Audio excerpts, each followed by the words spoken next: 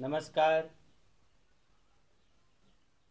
माझ्या मित्रबंधू आणि भगिनींनो, जनजागृती प्रबोधन या कार्यक्रमामध्ये उपस्थित मान्यवर मित्र परिवार गावकरी बंधू आणि भगिनींनो,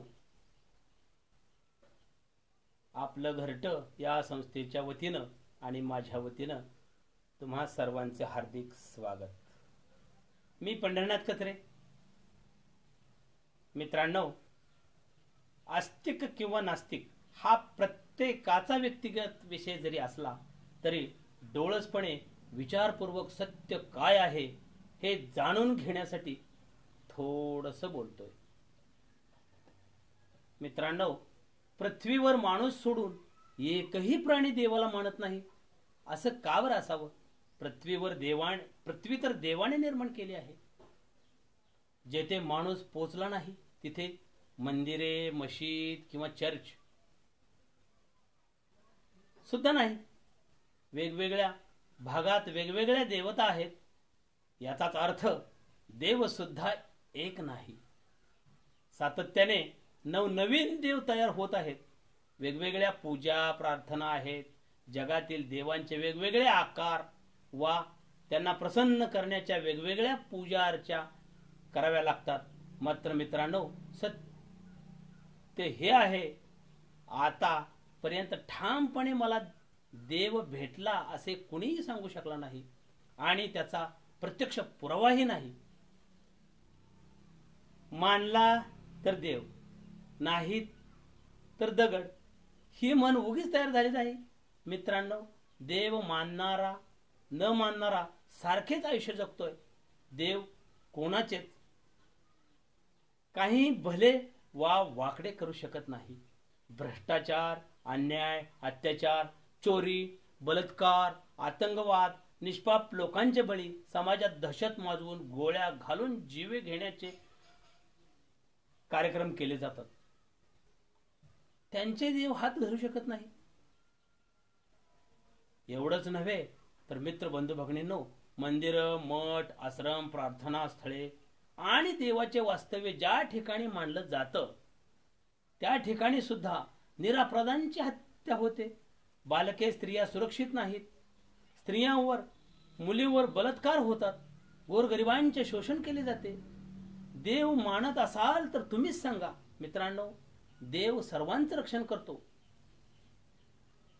सर्वांचं रक्षण करायचं सोडून कुठे बरे हिंडतोय? भक्ताला एवढा त्रास होत असताना सुद्धा देवाला थोडी सुद्धा दया येत नाही। का बरं असा वागतोय देव?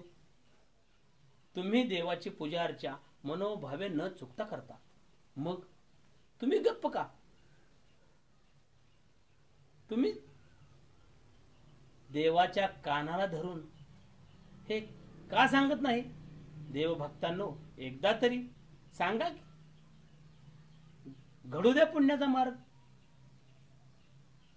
असू द्या तुमच्या वाट्याला एवढं पुण्य। मंदिर, मशीद व चर्च पाडताना औरंगजेबाने हिंदूची मंदिरे दिल्लीपासून गल्लीपर्यंत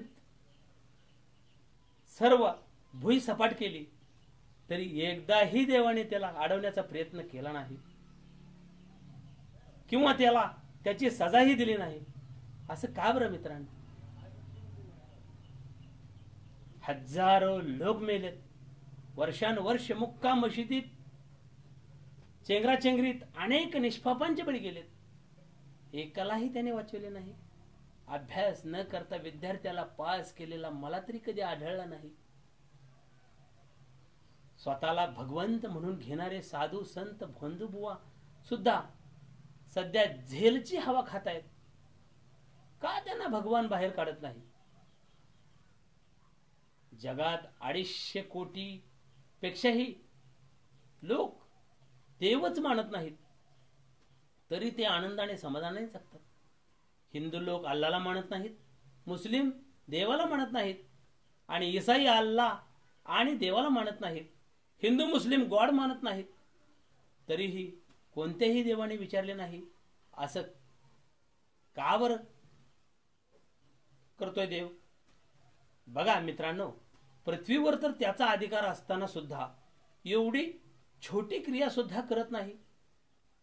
एक धर्म म्हणतो देवाला आकारच नाही, तर दुसरा म्हणतो काही ठिकाणी दिसत नाही, तिसरा म्हणतो त्या देवाला आकार देऊन फॅन्सी कपडे घालतो, चौथा काही वेगळंच सांगतो. मित्रांनो, नेमकं चाललं तरी काय ह्या देशात? देव आहे तर धाक का पळत नाहीत? समाजात घातक गोष्टी का करतात? देव शांत डोळे झाकून का बसलाय? कसल्या काळजाचा देव असेल? मला विचारू नका मित्रांनो, तुम्हीच सांगा. ऐकलं तर पुण्य लागेल तुम्हालाच.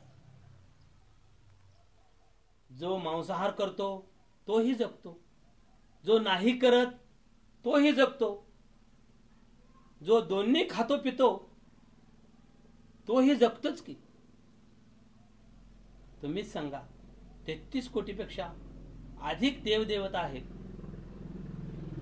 अनेक स्वतःला पुजारी, महाराज, साधू संत, महंत, अल्लाह, बाबा, गॉड, देवदास अक्षरशः ऊत आला आहे, तरी सुद्धा पाऊस नाही, पाणी नाही, गरिबीपासून मुक्ती नाही, शेतकऱ्यांच्या आत्महत्या थांबत नाही, भिकाऱ्यांच्या रांगा कमी होत नाहीत, रोगराई, बलात्कार, हिंसा, हत्या, चोरी, मारामारी थांबत नाही, भ्रष्टाचारी कमी होत नाही.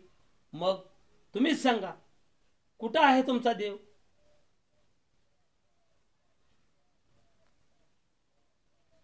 काल लांबून परीक्षा घेतोय भक्तांची. कोठेही देवाने मदत केलेली वा प्रसन्न झालेला दिसत नाही, तरी सुद्धा लाखो रुपये देवासाठी खर्च केला जातोय. तुम्हीही करताय. आपल्या आयुष्यातील बहुमूल्य वेळ पूजा अर्चासाठी खर्च करताय. तेल, कापूर, उदबत्ती जाळताय. पोथी पुराणे पाठ देवाची पाहिजे ती मनधरणी करताय. दानधर्म करून अनेक दानपेट्या साधू बाबांच्या तिजोऱ्या भरताय.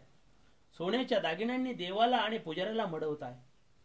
तुम्ही सारं मनापासून करताय मित्रांनो, तरी पण बदल काहीच दिसत नाही. मग का बर एवढा आटापिटा करताय? का बर एवढी भोळी अंधश्रद्धा ठेवताय? भोळी अंधश्रद्धा मनात भरताय. देव बरं वाईट करेल म्हणून मनात झुरताय. माझ्या बंधू आणि भगिनींनो, आता तरी व्हा जाग. सोडा देवदिकांच्या पूजा. अरे, दगडांच्या देव पूजा करण्यापेक्षा महास्त्री पुरुषांचे विचार मनात रुजवा.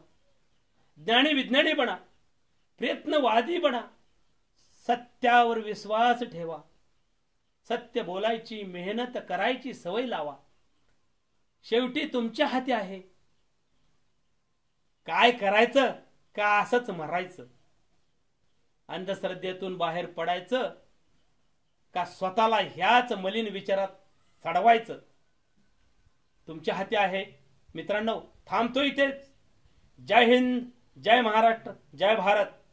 येतो मित्रांनो.